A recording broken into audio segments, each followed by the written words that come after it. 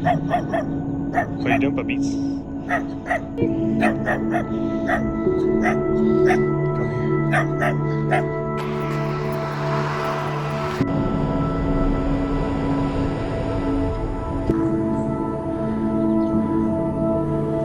Hey, come here. KFC just called. They need some chicken sandwich supplies. Supply chain's low. Come here.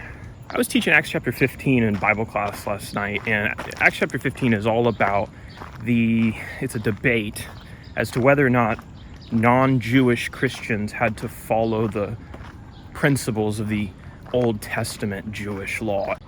Hey, come here. I need that little chicken nugget. So this is Gun Beach in Guam.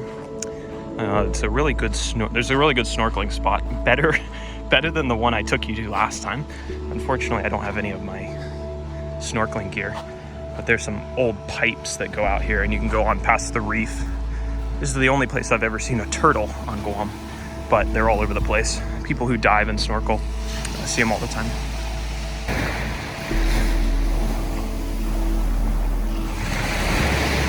They're the crabs, they dig them out, but look at how many there are down the beach. Maybe we'll have crab cakes for dinner. Just sit down by my campfire here, and one of the things that's interesting about that debate in Acts 15 is that the people who are arguing and trying to bind the old Jewish laws on the Gentiles says that they were believers, but they came from the camp of the Pharisees. And the Pharisees, if you've read the Gospels, you'll know about them. Jesus is always arguing, debating with them, because they were they're legalists. They were always trying to bind rules that didn't need to be bound on people and making regular Jewish life harder than it really needed to be, and really overstepping what God was asking from his people and requiring even more. I'm a crab. I always feel bad when I step on their little holes, because it's like, oh, I just crushed your home. What if giants came by and just smashed my house? And this is why it's called Gun Beach. Look at this bad boy. Guam played a really key role in World War II. The Japanese actually came, invaded, and took control of the island for a while. The Americans ended up coming and taking it back as a big battle. A lot of history there. So I don't actually know if this gun is Japanese or it's American. Maybe we can look a little closer and figure it out. Excuse me, tour guide. Hey, do you have any information? This is the slimiest thing I've ever seen. What is that? I've never seen one of those before. So here's the back, and you put your shell in here, close this thing, fire away. So what's interesting about these Pharisees is these weren't Pharisees like Jesus encountered during the Gospels who didn't believe in him. It actually says in the text that these were believers. So they recognized Jesus as the Messiah, but they were still prone to some of the old tendencies that they had from their old Pharisee life and their old Pharisee traditions. They had some baggage that they were bringing along with them.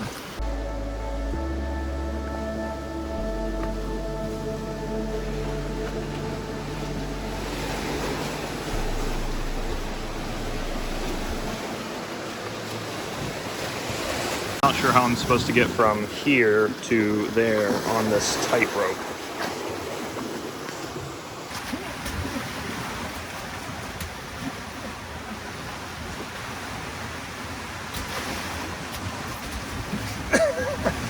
I can't say there's really too much to observe over there. But anyway, back to our point. So what can we learn from this? Well, there's several things that we can learn, and these Pharisees aren't exactly the perfect role model in every way, but this does teach us that people are going to bring their baggage to Christ and to the church. People aren't going to walk in and just all of a sudden lose all their old bad traditions or their old habits or their old lifestyles. They're going to still have tendencies and be inclined to certain ways of thinking and maybe certain sins.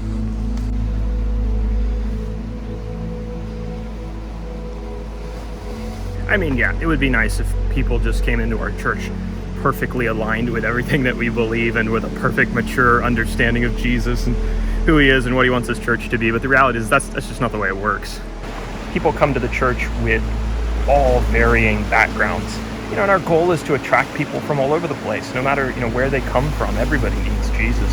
So we also need to be prepared to at least have conversations with people about their old traditions, what they believe, and maybe there's some things that need to be sorted out. But there's also some things for the church to learn from people like that, new perspectives to be had, and we need to have our minds open to maybe these new people have something to offer us that we didn't have before, and God has brought them to us for a reason.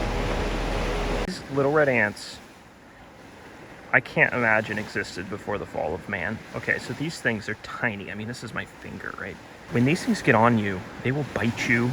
You will be so itchy that you just want to vomit. So I was on a trail one time, went through some grass, didn't see these things. They were all over me, and they bite you, and it doesn't hurt, but it itches, and it itches like mad. And it's hard to tell where the feeling's coming from, because these things, when they get on you, they just look like little specks of dirt or little pieces of debris or something like that. Oh my goodness. Never. I ended up running into the ocean to get these things off of me.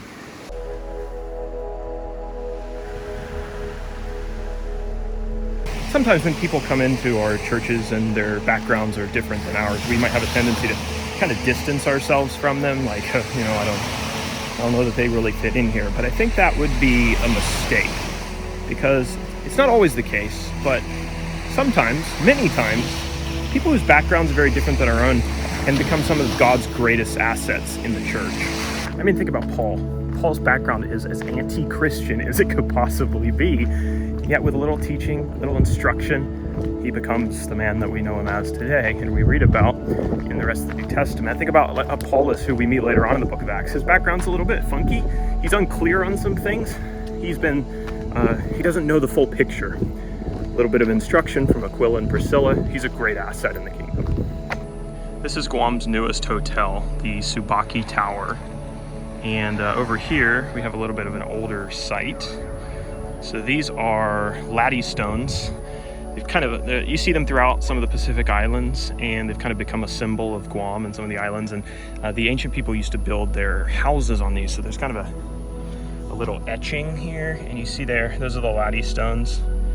And the houses that, the people would stay up in this area, keep themselves away from floods and waves and wild animals.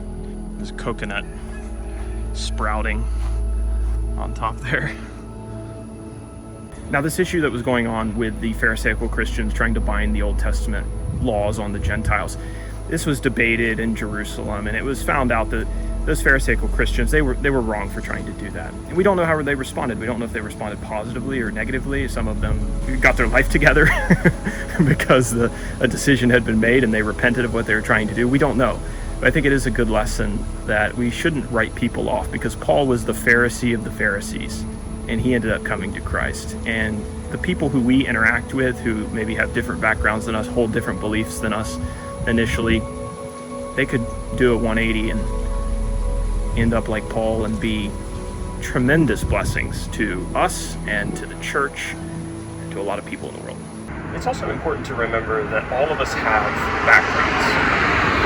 All of us have things from our past that affect the way that we see Jesus, that we see the Gospels. Some of those things are positive, they help us see Jesus more clearly. Some of those things are negative, and they muddy our vision of the true Christ and the true Gospel. So every single one of us has things that we're working through that we need to clear up, blind spots that maybe we need to get over in order to understand what Jesus wanted from his church, wanted from us individually. So none of us are free of carrying around any baggage. And that ought to cause us to have patience with other people, because certainly other people have had patience with us, and God has certainly had patience with us.